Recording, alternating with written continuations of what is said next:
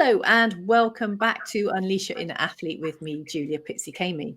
Strength training. Is it the key to unlocking peak performance and balance as we age? And can training safely and effectively transform your body and mindset? And is it possible to integrate high-performing career with healthy habits that are going to fuel your success? Well, with me today, I am joined by a trainer of 25 years where he's been helping people transform their lives through fitness.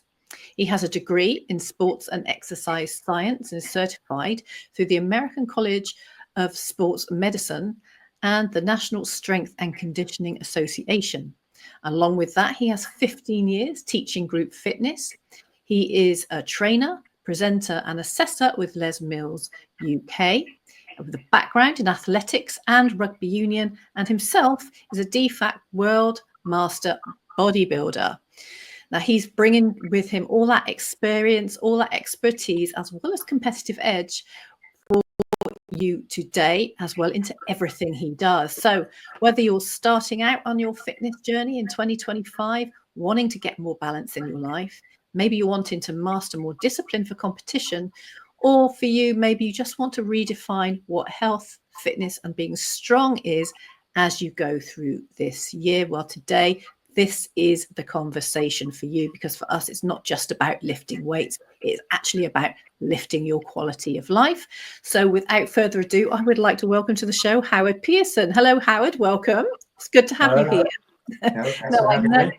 I know we've got a lot to discuss today because, like me, you believe health is the best investment you can have for your life. So we're going to hopefully, what we're going to share with you today is going to prove that to you.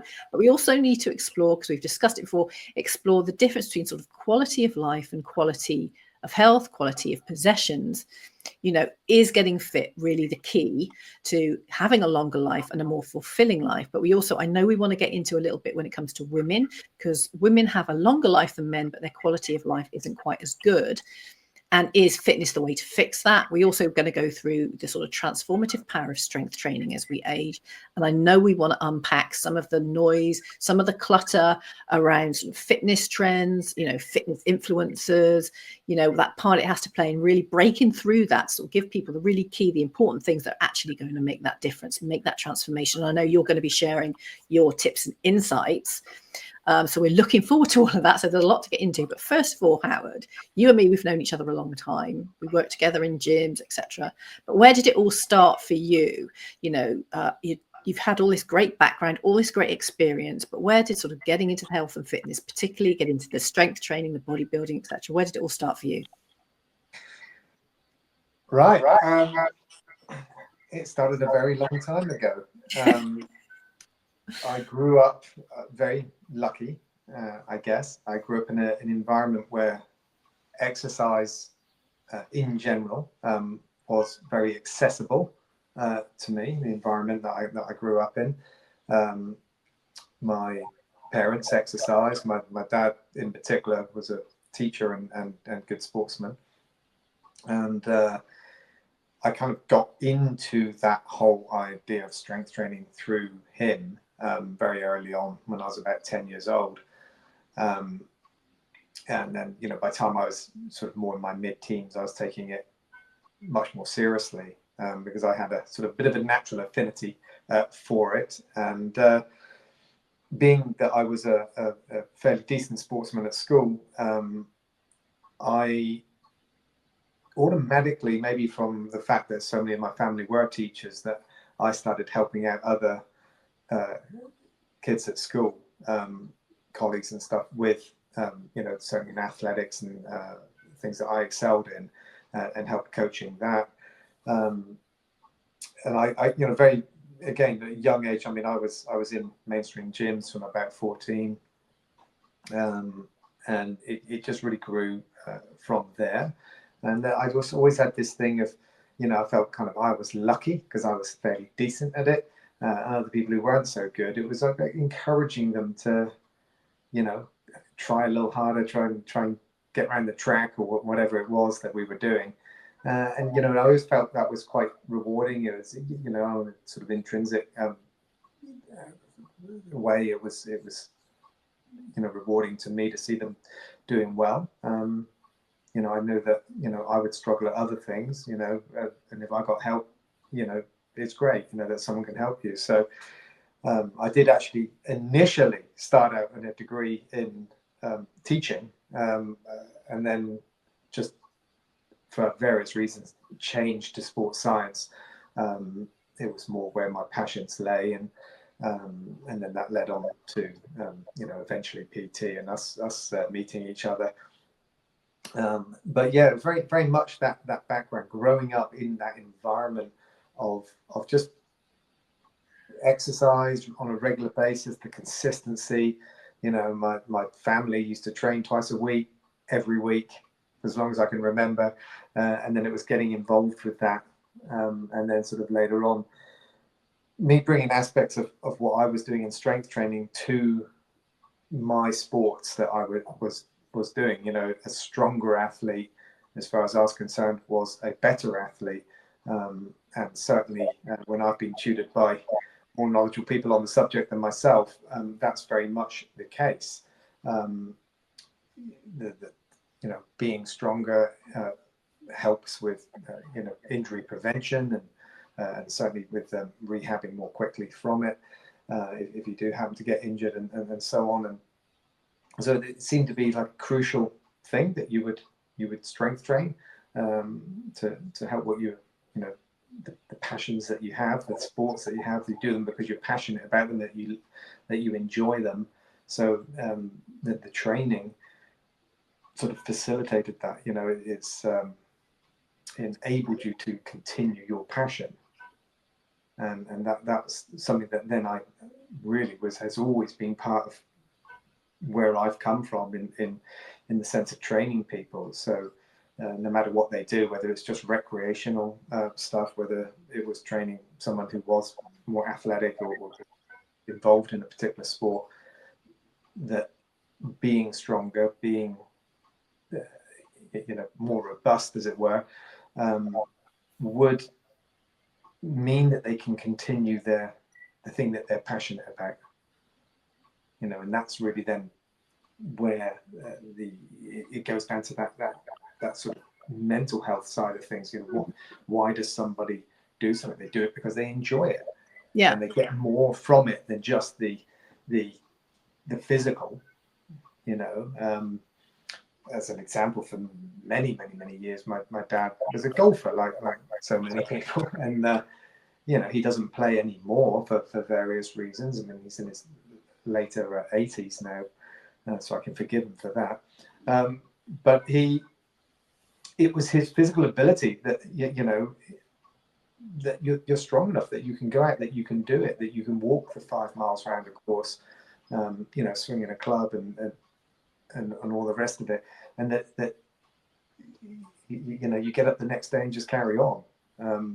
So it's that strength is what helps with that passion. And so many of his friends that were playing at the time, who didn't have a background in training, began to suffer the consequences of aging, and became less and less mobile, and that one retired from playing, and then that one retired from playing, or played less. And what you actually saw, the sort of the shame in it is that little group of guys getting together, friends getting together, and meeting up a couple of times a week to play. The golf was almost incidental. That it was just being with your friends, and then they started dropping by the wayside because they were no longer physically capable of handling 18 holes or whatever it might be. And that's a real shame, because I certainly feel that people could keep doing this, really, if you look after yourself, for as long as you like. Yeah, because you've obviously seen that through your father, and those disparities between those who were not looking after their health and your father, who was obviously very keen on maintaining health and wellness and fitness as he was aging. Yeah. So that's always been the thing. So when for me, even though I've been involved in sport myself competitively, and I still am now with the bodybuilding, it's not my major driver. It's that I do it because I enjoy it.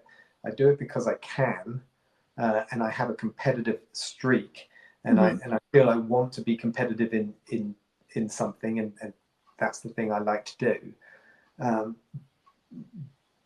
But aside from that, it's far more about me being just able to live life, to be strong, to you know, to be able to, you know, still pick up my 8-year-old daughter and walk around with her on my shoulders.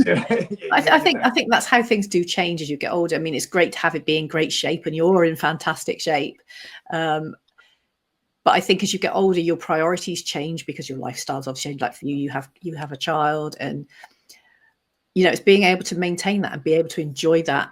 You know, sharing time with your children, for instance, or if you're, you know, in a high pressure business career or whatever it is, being able to maintain at the same level of the people coming up under you, the younger generation who are coming up, who've got the energy, and still being that sort of competitive person, whether you're a man or a woman, doesn't matter. It's, you know, how you, like you say, how your longevity is and how you can keep going and maintain that competitive edge, keep that performance going. And that for you, that's, I guess, is a priority for you, as you've just said. Yeah, and it's, I mean, one of the other things, you know, as an individual, as an athlete, you know, when I competed recently and took 3rd place in the Worlds, and that's a pretty good result. And I was disappointed. You're a competitive person. Initially, I was disappointed, but that's my competitive element. But then, you know, people who also compete within the organization message me and would say things like, well, you know, hey, you got a podium in the world. It's like, yeah, actually that's pretty good. Yeah.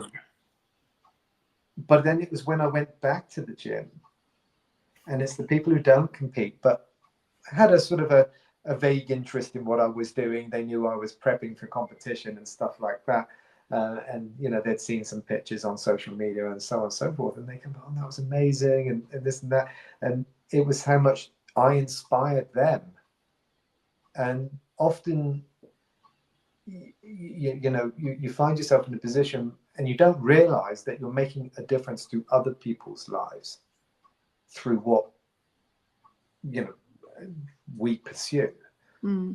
I think very often, I mean, I guess, as you know, if I look at my parents' generation and people who are older, you know, you were always told that, you know, once you get to a certain age, that it's over, forget getting fit, you're getting old, and everything's going to start falling apart, and you just have to accept it. But I think now, as we move forward, I think, you know, that people are staying healthier for longer and keeping fitter, and it's making such a huge difference to their life, and in terms of obviously not just the length of their life, but in terms of decreasing disease and illness and, you know, things like that. So I think it's, and now there's more and more research into sort of midlife aging, the aging athlete as well, and the importance of strength training. There's so much more of that coming out in the media now. Yeah. And I mean, for me, the sort of the not the wake up call, I guess you could call it that. I don't know if I needed a wake up, but a couple of years ago, or 3 years ago, I ended up being in a position where I needed a hip replacement, and I'd had what I just thought was a groin strain for about 3 years, and it turned out that it was, you know, the arthritic joint, and it got to a point where anyway, it was diagnosed and I needed a hip replacement. And one of the things, you know, relating back to my daughter was, you know, it was a glorious summer and we were on the beach and, you know, Daddy, let's make sandcastles. And, you know, I got down there and I did it, but my God, I was in a world of hurt when I was, you know, doing that. And you thought, this can't go on like this, you know, because when we talk about quality of life, that was rapidly going down the tubes because of the just 24/7 pain. And then, you know, I get the hip done and rehab from that, and everything's fine. And I guess, you know, you suddenly realize you're not so invincible. It's, you know, the 20-year-old me is no longer, you know, it's and it has, in a way, sort of, it's made me think more about how I train. So is that something that's really changed for you? It's like, because I've heard this from a few people, you know, it's not like you can't do what you did necessarily in your 20s or 30s. You can still train hard and you can still have fantastic results, but you have to alter how you change. Yeah, and you know, and perhaps one of the most important things is how you recover from training. So as I get older, it's about training smarter. You know, and yes, still train hard, and of course it's always going to be a relative term. You know, what's hard for me is easy for someone else, and you know, off the chart for someone else again. You know, it's all relative. It's only really, you know, obviously I have a training history, so I'm used to, you know, a certain level of intensity. But it's in my last prep, what I realized is and when I move forward to another competition prep, I need to be much more mindful to the recovery process. You can't keep pushing the boat out, you know, like you can when you're 20 years younger. Yeah. And that's something, again, which I then, from my personal experience with that, but also coupled with, you know, reading around the subject and looking what the evidence says, the research studies and so on and so forth, that, you know, you can then advise, you know, the people that I work with, you know, around that area, you know, because so often, especially this time of year, you know, there's resolution and all that, you know, in we come to the gym and go bonkers for 5 minutes. And it's, you know, it should be really celebrated that people are coming in, you know, to train, and they want to make a difference. But so often they crash and burn because it is like a proverbial headless chicken. They don't really know what they're doing. They're doing too much simply because they're so keen, you know, and they overdo it, and then, you know, fall off the wagon almost as quickly as they got on. Yeah, I mean, I must admit, I mean, this is something I found with seeing clients, whether it was through the training or through the sports therapy kind of thing, the soft tissue work or anything like that, that people that they don't seem to be able to slow down and take it at stages and progress through a program and start the real basics and work up and get the body functioning as it needs to then be able to progress to that more heavier based, you know, power, strength, to build up the muscle mass, etc., whatever it is their goal is. And so, like you say, they're doing exercise very often. They're doing them poorly, even with a trainer. I've seen in gyms, and I've been going to gyms a long time. And then they start, as they're getting older, they start to have all these issues, joint issues, or easily injured, things like this, and they're not able to take that step back and sort of take 2 steps back to move forward, and they end up in this cycle of trauma and pain and inflammation. It just keeps getting worse and worse, and that's something I've seen. So for me, it's like making sure your quality of exercise and the way you perform those exercises is really key first of all, and it's like you said earlier, you know, train as you're getting older, changing how you train. And looking at your reasons as well. What is the reason you want to do this? Is it because you want to train for a competition as a veteran athlete, or is it something more like you want to enjoy time with your family or enjoy a hobby that you like, whether it's playing golf or something else? What are your thoughts? Yeah, I mean, a great example, I think, of this is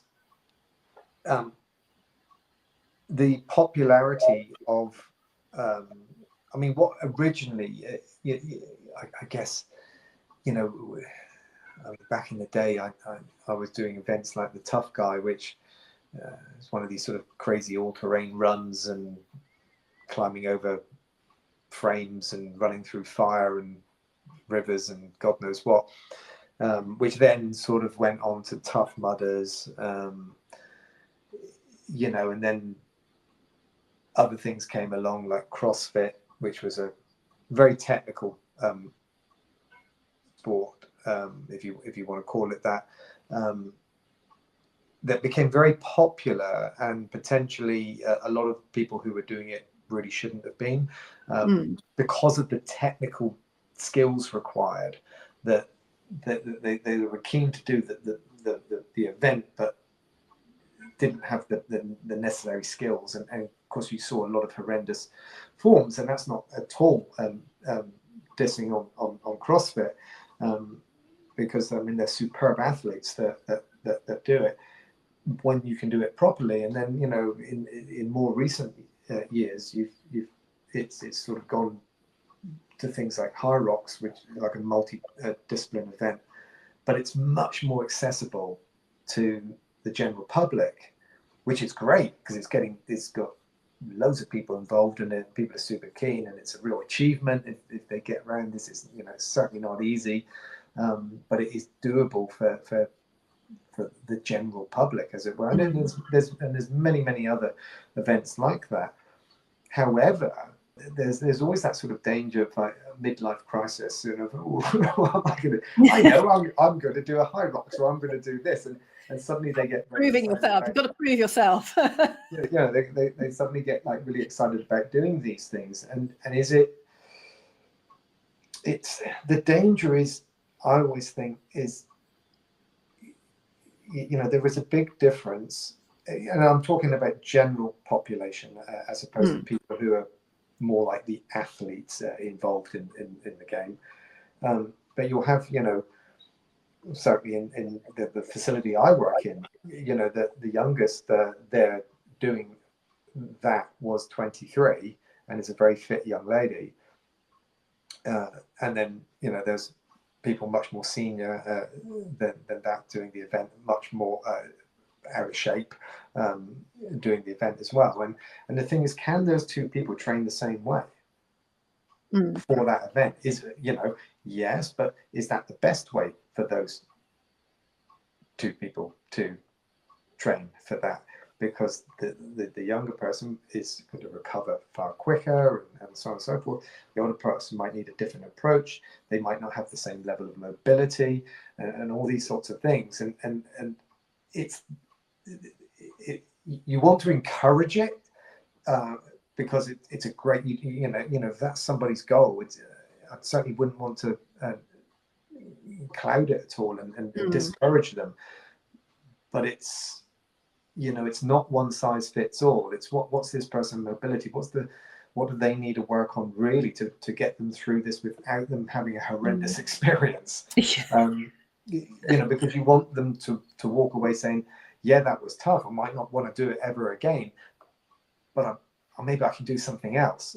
And is it kind of a bit about reframing the reason they want to do it? Like, you know, they may want to be first, that competitiveness within them wants them to be first, or at least in the top 5 or 3 or whatever, but maybe changing their reason for doing it, so that if they don't get to in the first, you know, the medals, as it were, they're still absolutely satisfied with where they've come and that they've got through it and they've done it well. I think that's really important. When you're a competitive athlete, you generally do things because you want to win. Now, you might not win, but you want to do the best you can do, and so the outcome is very important to you.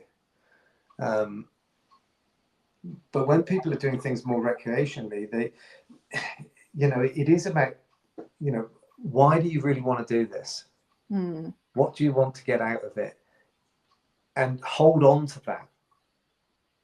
Try not to be caught up in the razzmatazz, especially with, you know, a lot of these events are quite for want of another word, glamorous. You know, it's all over social media. It's all loud music and you know, sponsorship and this and that. There's all the merchandise that goes with it, and people get caught up in that marketing element of it, and they perhaps lose their real reason why they wanted to do it in the first place, and end up getting disappointed.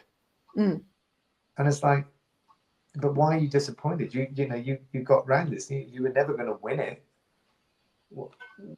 You know, what's going on in their head? You know, and it's I think, you know, whatever it is that you're doing, really holding on to the why.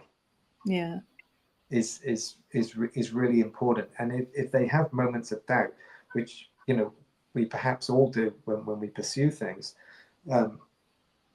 you have to take a little bit of time out, and you know, whether you have a coach or whether it's a partner or a friend, whatever, that's when that conversation is like, well, let's bring you back to why you really wanted to do this in the first place. And like, you know, we said about, you know, the noise out there, you know, let's shut that off and let's refocus on you. Because I think we're talking about that noise, and like I mentioned earlier about social media influence trends. This all part of that, in a sense, being out there and doing all these things, and is it really the way to transform your life, and sort of finding out what works for you, in that sense, and you know, that brings us back to, you know, you were talking about your why, and you're having that quality of life, as opposed to being on the necessarily, is it that important? Is it that necessary being on the podium, getting the first place, or and obviously we want to get into a bit as well. I want to discuss with you about, you know, people with this idea of quality of possessions, maybe having that gold medal or silver medal. Is that one of those things? But if you're struggling afterwards, as you discovered, to have the other aspects of your life, because it's not just about taking part in a sport, whether it's professionally or at an amateur level or just for recreation. It's everything else you need to be able to doing afterwards. And how can you train yourself and get yourself fit for both those aspects of your nature, of your personality? Yeah, so, you know, when if we just stay on that sort of path of these sort of sporting events, if you like, you know, how does somebody come down from that? If you you know, if you achieve something major, I mean, I know obviously you worked a lot with tennis players, and so you occasionally get a tennis player who is an underdog, who, you know, the stars align in whatever way that they do, and they find themselves winning a major event, a Grand Slam event, where really their actual sort of ranking wouldn't you know, wouldn't suggest that they would be that good, but they get there and they do it, and then they do nothing after that. And it's not because of want of trying or anything like that, but it's how do you come down from that high and then refocus and go again. You know, obviously it's a little bit different when you're talking about professional athletes, but you do often see that. So if you sort of like then, you know, tailor that back to just regular, you know, people going off and doing you know, they're going to run the London Marathon, or they're going to, you know, do a high rocks or whatever they want to do, and they do the event and they get through it. It's hell, but they get through it, and they feel totally elated when they've done it. Then what now? Yeah, you've done it. You've achieved. Okay, what's the next thing? And it's like, well, does there have to be a next thing? But it's being able to. So I did that. I'm okay with that. I can put that to bed, but I need to carry on doing stuff for other reasons. So you might have these little challenges along the way that you do just to, I don't know. I mean, there's all sorts of reasons why people do things, but Yeah. It's there's more to it than just the physical sort of doing it. It's you put all that training in. Maybe people say, okay, I want to lose a bunch of weight because I want to. This is a classic one. I'm getting married. I want to be in shape for that. So they lose a bunch of weight, so they look good in a photograph on that particular day, and then after that they put all the weight back on. So, well, what was the point? Why don't you're living an illusion. It's like, well, I looked great on my wedding day. It's like, well, yeah, then what? So and I think as you get older, you've got to look, yes, as you're getting older and older, at some point life's coming to an end, but it's how you live that life moving forward as well. It is, and I think I read recently, so along this line of your why am I training, what's your goal,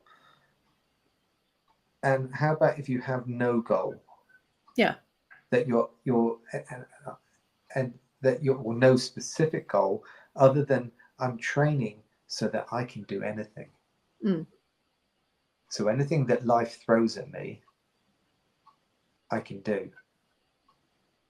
So I know that of my own fitness. If someone said, hey, I'm doing a 10K on Saturday, my partner's dropped out, can you do it with me? All right, I'm not going to do my best ever 10K time, but I know I could go and do it. Yeah, you can get through it. That general level of fitness, and it's having that. It's like, how about, we have that, you have that general level of fitness that helps you able to deal with whatever life throws at you. Yeah. But there are times where you might want to scale it up because you think, oh, I fancy doing a little event just for the hell of it, or maybe I want to raise some money for charity or whatever, and I'll go and do it. So, but then I come back to this. Okay, I'm training for anything that life might throw at me.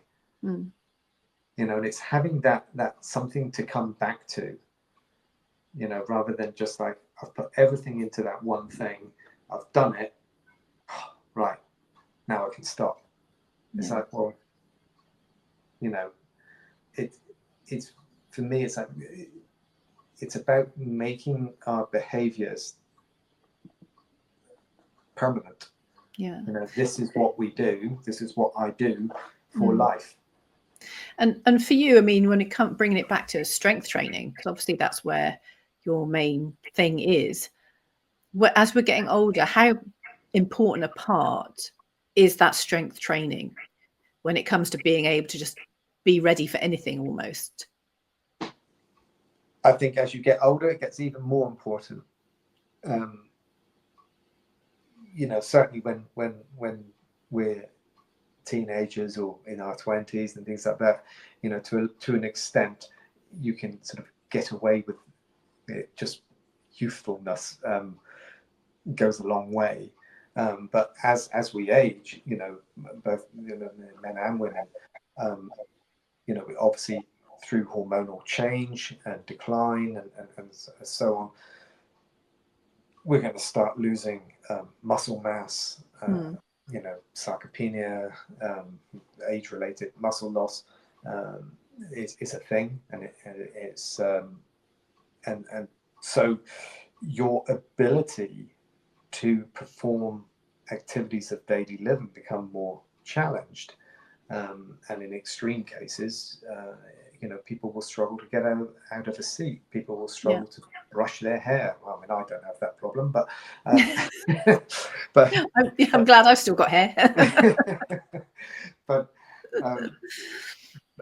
but that's that real thing. So again, when I started out in the industry, a long time ago, and I was dealing with some older individuals, and they'd lost their ability to do certain activities of daily living, and then with a really quite mild amount of strength training, they regained the ability to do everything that they'd lost the ability to do. And that made, obviously a significant difference on the quality of their life. Yeah. Because they could go and do those things that they couldn't anymore. Yeah. And so it gave them purpose. And the danger, certainly as we become much more elderly, is that so many people become so insular because they're unable to get about. They can't just go out for a walk. They can't walk down to the shops or whatever it might be, or to the coffee shop and be amongst other people. I do wonder if people forget that. It's people are so focused on the outward appearance, the aesthetics, or their idea of what doing lots of weightlifting is going to do, and all that sort of thing. The crazy stuff they've got in their head about why you should or shouldn't be doing it.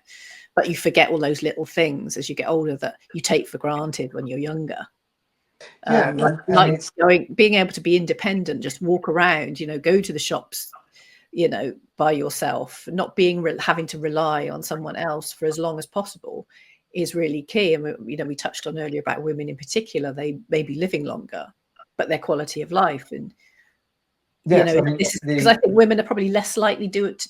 Maybe it's changed now, but certainly from our generation, I think women were less likely to do the weights and the strength side of things, scared they were going to get too bulky or whatever. But actually, it's the research is there. It's really, really important to build that muscle quality. Yeah, I mean, I think this is one side where modern media, social media, and so has been helpful.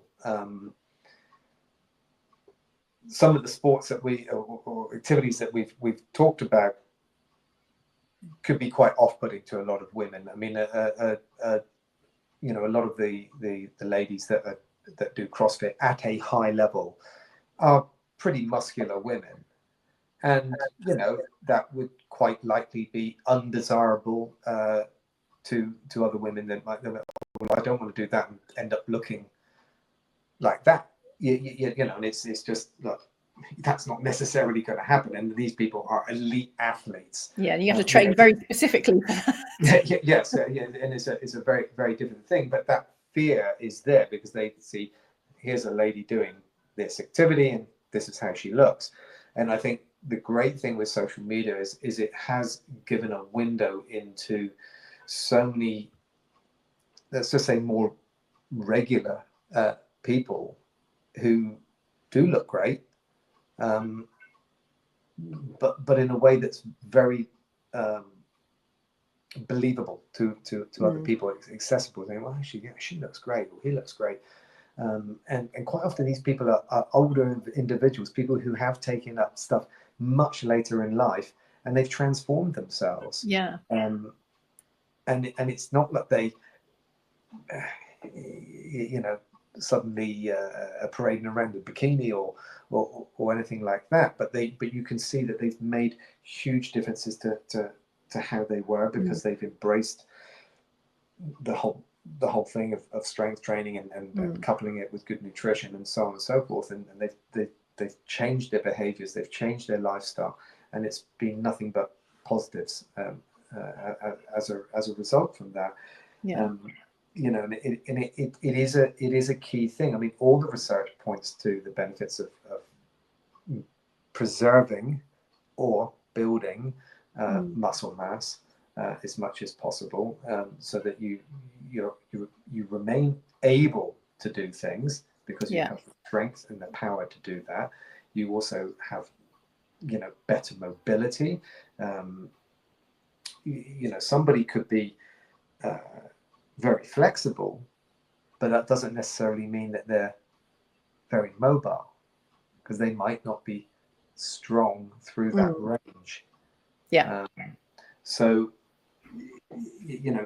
coupling all these things up, and adding strength in, preserving muscle mass, which improves hormone profiles and all this kind of stuff, is always like super beneficial. It also improves people's confidence because they feel stronger, they feel more independent, and therefore it has a positive effect on mindset because you feel more independent. You're not reliant on other people so much, and so on. So it's all the sort of the knock-on effect of one thing to the other. You know, obviously when we talk about females, and certainly when, you know, they get to the point of sort of perimenopause, menopause, and the hormonal changes. And, you know, I don't want to sort of step outside my lane on this, but the stuff that I read around the subject, you know, evidence is coming out that it has a dramatic effect on what happens later in life, whether or not a woman chooses to, you know, have hormone replacement, and so on. And it can, you know, it can have a dramatic effect on the quality of their life later. And, you know, the evidence points to that through studies that are coming out there. Yeah. So like we sort of said earlier, that, you know, statistically women live longer than men, but the latter part of their life is the quality of life is not there, certainly from a functionality point of view, and perhaps even mentally. You know, well, I guess when it comes to those things, when it comes to hormones and menopause, you know, I can speak to this. You know, obviously that changes your energy. It changes how you sleep. You know, obviously you've got the problem with weight gain and all of this stuff. So that can change, you know, your ability. You're more likely to give in to how you're feeling and your emotions. Oh, I don't feel up to it. Whereas actually for me, I think I'm thankful that I have that huge background in health and fitness for so many years, because I think that is what helps you keep getting up and keep going and being able to sort of, it's not that you're not aware that those symptoms and that those feelings aren't there, but you still can find a way through and to keep moving forward. You don't become like an imprisoned because of it. And you're not so susceptible to giving into your emotions and making excuses or using it as an excuse not to do things, which can then hold you back, really, if you're not prioritizing your health. And we know, you know, people have busy lives, especially if you've got kids, or, you know, maybe you're running a business, or you head up a company or something, and having that time to actually continue with those healthy habits, continue with your strength training. You know, how have you found with your clients they've maintained that, getting that balance right? Because having the strength, having the health and fitness really does help you cope with all those other pressures you're going to have. Yeah, and, you know, there's no, within the community that I work with, you know, a significant percentage of them would be of that age, where they're experiencing some of these things, and it's being able to have that conversation with them, that it's okay, that they can talk about it, and that they're not being judged. It's you know, as a trainer, myself as a trainer, you know, we're not experts on everything, but we try to sort of help find solutions, even if it's pointing somebody in the direction of somebody who has more knowledge in an area that can help them, that we might know. You know, so I'm not going to start massaging someone because I'm not a massage therapist, but I know massage therapists who are good. So, you know, give me your number. There's more to me than a massage therapist. Yeah, but it's one of the skills. Yeah, so it's like, you know, a whole thing is yes, I mean, I will help them directly with the strength training, but if there's other things, other suggestions that might help people, have you looked at that? Have you read up on that? You know, go down that path. You know, if you're feeling off today, let's change things up. You know, I think it's that ability for them to become adaptable. yes, and make sure if you're busy, then you have a plan and you have a strategy in place and preparation, and like you say, making sure you're having that recovery time as you get older, because it's so important. If you plan all these things, you probably find you have more than enough time to do everything. Yeah, and I mean, I have these conversations frequently with members at our facility, and it is often that you're saying, how can you want to train, what's preventing you? Can we find a solution? And even if it's saying, look, you're trying to do 4 days a week, but why don't you cut back to 2? 2 quality sessions rather than 4 iffy sessions. Well, I can do that. Yeah. Do you find that a lot of people are, because they have this expectation of what is training, what is expected during training and going to the gym, that maybe there's an element of, I don't like to say a fear, but a concern maybe of, they get a bit overwhelmed by it. So they've made in their head that there's this, they're going to have to train 5-6 days a week, and they're going to have to be lifting so many weights, and and this is all a bit much. But once they get to talk to you and you can hear their reason for doing it, and you can set them a program that fits into their lifestyle and their goals or whatever it is they want to achieve, and they maybe realize, they're not actually having to do as much as they thought they did. So that's kind of relieving. I think that's very much a case. And people, I missed a session, and it's like, that's the end of the world. And it's like, well, no, it really isn't. You can maintain on once a week if you keep the intensity, and it's much more important to look at it over, not looking at training like it's something that's linear. That there'll be ups and downs. Maybe you get poorly, or you've been on holiday or whatever, and there's times where you need to pull back. There's times where you can get a good run, and you can progress with something, and and it's really helping them sort of, we always use the term, your fitness journey, and it's a lifelong journey.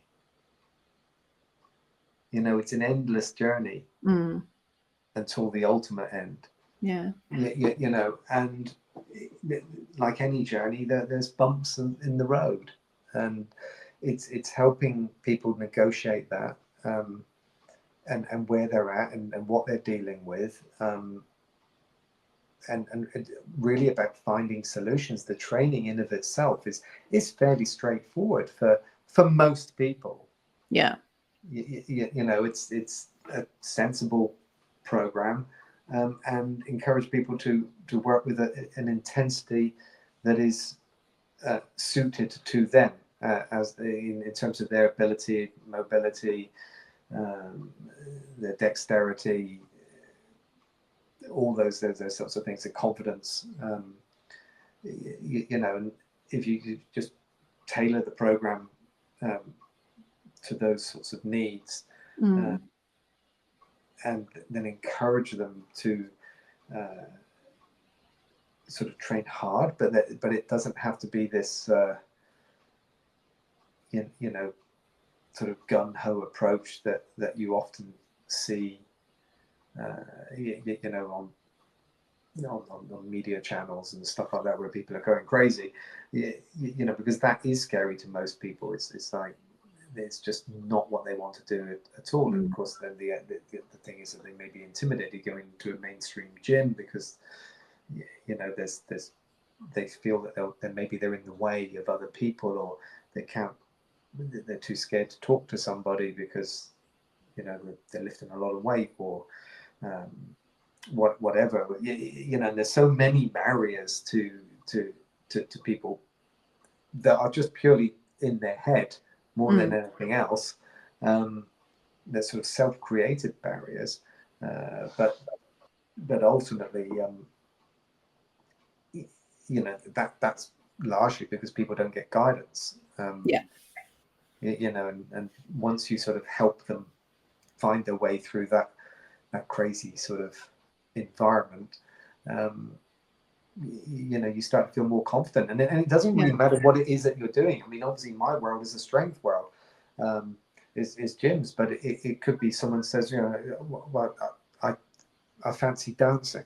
Okay, well, go to a dance school, and but they feel really intimidated because everybody knows what they're doing, and they've all got the kit, they've got the shoes, they've got this, they've got that, and they're turning up and they don't have any of this. And it's like, well, that's why they've got beginner classes. Yeah. and you learn, and you go through, and you're looked after. So it doesn't matter what it is that you're deciding to do. If that's the thing that is going to keep you exercising and doing, yes, you could argue that one thing's better than the other. And I would always sort of rank resistance training very much near the top of the list. That and some form of cardiovascular training, we know are probably the two most important things, coupled with mobility, and then looking at lifestyle factors, sleep, good nutrition, and so on, and so it's a whole sort of mishmash of things that are up there. But someone said to me, what's the best exercise? It's one that you enjoy to do. Yeah. There's thousands of exercise, all of which could be the best exercise, but a squat isn't going to be great for you if you hate the bloody thing. Yeah, absolutely, and really, it's about just. I think that the key thing with strength training is, when we go back to sort of what I was saying about my father and golf. If a particular sport is your passion, be it golf or dancing or whatever, keeping strong relatively means that you're increasing your chances of being able to do the thing that you're really passionate about for longer, and therefore it gives you that zest for life. That's the thing that you love doing. Love dancing or whatever. There's a few members at our facility do that. I mean, one she in recent times had a hip replacement. She used to do Argentine tango, and she has not been able to go back to that yet, because she's still really going through the rebuilding process, and she put a bunch of weight on to other issues and so on, and she'd want nothing more than to get back to doing that. And so it's like, well, let's that's your goal. Let's how do we get there? Let's break that down, and strength training is going to be very much part of it, because that now is going to be the key thing to keep you strong, so that you can do the thing that you love doing. And then that motivates you to do the strength training, because your purpose is to get back to your dance, which you love. I mean, it's like most athletes, they don't love doing the gym stuff. They love playing their sport, but they know they have to do it to be able to do the sport for as long as possible. So, but that could be, it's not necessarily when it comes to sport or dance. It can be, I want to live a long life so I can enjoy my family, or I want to be able to perform my very best for the most I can for my business.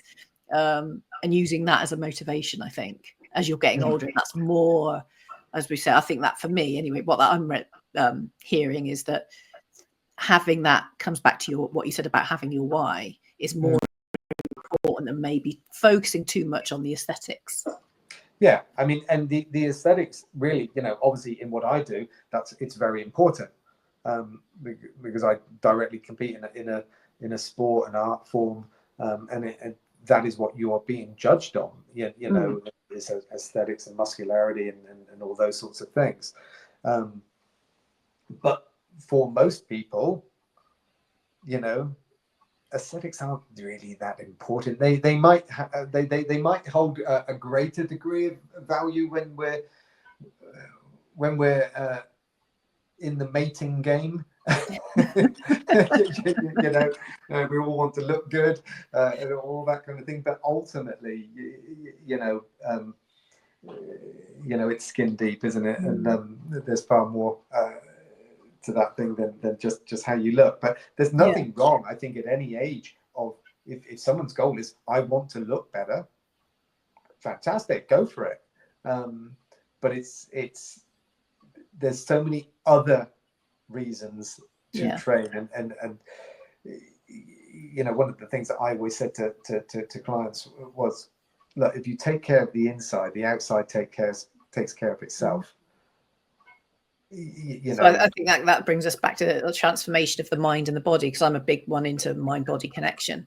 and the body isn't going to do anything until the mind's working with it, and it starts with the mind and your beliefs and values around your own health and fitness to drive you forward and have that purpose that is going to keep you going, for me anyway. Yeah, no, I would agree. It's I mean, what would be, for you, if people don't start taking care of their strength in particular, in the muscle quality, and then moving on to the larger general aspects of your health and fitness? I mean, ultimately, what could be the future for them if they're not starting to think about and start getting a plan in place? Like you say, whether it's going to the gym, whether it's taking up dance cards, whether it's continuing in a sport that they love, recovering from a hip operation, or whatever it may be. If they're not going to start thinking about this a little bit more seriously, once you get to your 30s, 40s and beyond, what's the alternative? There was I can't recall the study, but it's a classic sort of curve of age and kind of quality of life. So obviously it sort of shows sort of the perfect world model, that it peaks maybe around sort of 35 years old, and then there's a decline to ultimately to death, and we can't stop aging, we can't stop that ultimate journey, but we can certainly impact how it happens, or improve the chances and the rate of that decline. So if we are engaged in keeping the body strong and mobile, and hopefully keeping a positive and healthy mindset, we're improving. We can only ever improve chances. I mean, things happen, but you slow that rate of decline, and I think that's really the key thing. So you're able to do things for longer in terms of age, and often what you may see, and I could sort of relate this to my auntie who passed away a few months back, and she was in her 90s, and really after her husband died, a few years prior to that, you see you often will see this, you see quite a rapid decline, because they've been together 60 years, and then one goes and they almost give up on living. They become very insular, their life is very different, and I think sometimes it's like you see such a difference in elderly people, with those that have always done some form of exercise and those who haven't. The ones who exercise, they still might mentally go through a lot of trauma and stuff like that, but they're still robust. And others, they just whether they give up, they sit down all day long, they can barely get out of a chair, they have to use a walker, and so on and so forth. And it's just a rapid decline, and the amount of muscle that you literally can see the muscle falling off them. So it's really, getting into that, starting now, or starting to sort of think about it, particularly as, we come into this new year. It's an investment. It's an investment in later life. If you've got that strength, you've got more muscle to start with, even though you will lose muscle as you age, and you can preserve it to a certain degree, but you can't completely stop that decline, because that is the circle of life. But you can make such a difference. You can stay so. I love seeing these events where you see, like, the 100-year-old class of 100-meter sprints. And you see such a diversity with their abilities. I mean, fair play to all of them. They're actually still running down the track, but you see some who are like really good, and others who are not so good, but they're still out there doing it. And it's that thing. It's that what you do now is an investment in later life. 100%. And I'm conscious of the time that we're coming to the end. Something that I think is great is a quote that is by the actor Hugh Laurie, and he says, "It's a terrible thing, I think, in life to wait until you're ready. I have this feeling now that actually no one is ever ready to do anything. There's almost no such thing as ready. There's only now. Yeah. And you may as well do it now. Generally speaking, now Yeah. is as good as time as any." And that's the quote. What are you waiting for? Exactly. There's no, so much time is lost in waiting, in theory. Yes. Yes. And why waste another moment thinking or wondering or worrying? Just get out there, take that baby step, start small, get advice, and then see how things go. And you'll find, you'll find your why, you'll find your passion, you'll find what you enjoy, and stick with it. Yeah, absolutely. And your life will change. We can't make anyone make these changes, but it's worth looking into and figuring it out. What is your life worth? What's your reason? What's it going to give you? And start asking yourself those questions and thinking, okay, well, maybe I just take little baby steps, and don't overwhelm yourself. And don't listen to all the pressure from the social media and the influencers. Just do what feels right for you to start with, and take each day as it comes. Yes, absolutely. Yeah. Absolutely. Well, look, Howard, this has been a fantastic conversation. It's such a big subject. I mean, we could talk for hours on strength training and how to strength train effectively. I mean, then maybe that's a podcast for another day. We do one specifically on how to strength train, how to program, and what exercises are you needed for different sports or whatever. But that's a subject for another day. Yeah. But I want to thank you. And do you have any last minute tip you want to tell people about that you think is going to really benefit them, thing they can really take away from today? Oh, last minute tip. It would be pressure. It would be just start moving. Have purpose. Be disciplined. It's just start. Yeah. Whatever it is, and if don't think that resistance training means I have to go and get under a barbell in a gym with a bunch of 20-year-olds and do my thing. You could go and do a group fitness class that uses body weight, that uses resistance bands. That's still resistance training. You could do at home, get in and out of a chair, squat to a chair, try to do some push-ups, be it against a table or whatever, and start moving your body, and applying resistance to your body, and build from there, and it will all help, absolutely. And it doesn't matter what age you are, you can start this stuff at any age, young or old, and it will benefit you. So brilliant advice. So if anyone wants to seek your advice, where can they get in touch with you? Well, I am head trainer at Fitness Hub 21 in North London, in Winchmore Hill. It's a members only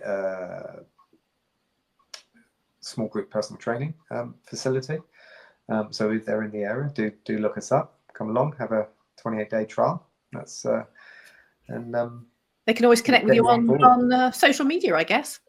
And I am out there on social media as well. Body by age 70, you'll find me. So yes, probably in a state of undress, but excuse that. I'm sure most people won't mind. Causing a sensation on social media, body by age. All right, Howard. Well, I really want to thank you for joining me. I really appreciate you sparing the time. I know you're busy, but it's been a real insight and starting point, I think, for many people coming into the new year as well, who are looking to prolong their life and have a better, fitter, healthier life from now on. So thank you for joining me. My pleasure. And I'd like to thank everyone for listening in. I hope you enjoyed this episode. We have more episodes similar to this, and different sorts of subjects related to health, fitness and sport, and long life, quality of life, inspirational stories, tips, advice and research for you to enjoy and learn from. But for now, I'd like to thank you for joining us, and we'll see you next time. Thank you. Thank you so much for joining us on this episode of Unleash Your Inner Athlete. You're clearly a very loyal listener and enjoying the content because you stayed all the way to the end. And that means so much to us here, as I love to see that you are enjoying the content we're bringing to you. And I want to be able to grow the channel more, bring you more fantastic guests and give you more quality information that are going to help you maintain that quality of life you desire and keep you at peak performance. But in order to do that, I do need to ask one little favour, and that is, could you please subscribe to the channel and hit that notification bell? Because as the channel grows and we bring you more episodes, I want you to be the very first to get each episode and listen to that episode before anybody else can, as soon as it drops. So just do me that one favour, hit the notification bell, subscribe to the channel, and I look forward to seeing you next time here at Unleash Your Inner Athlete. Thank you so much for joining us.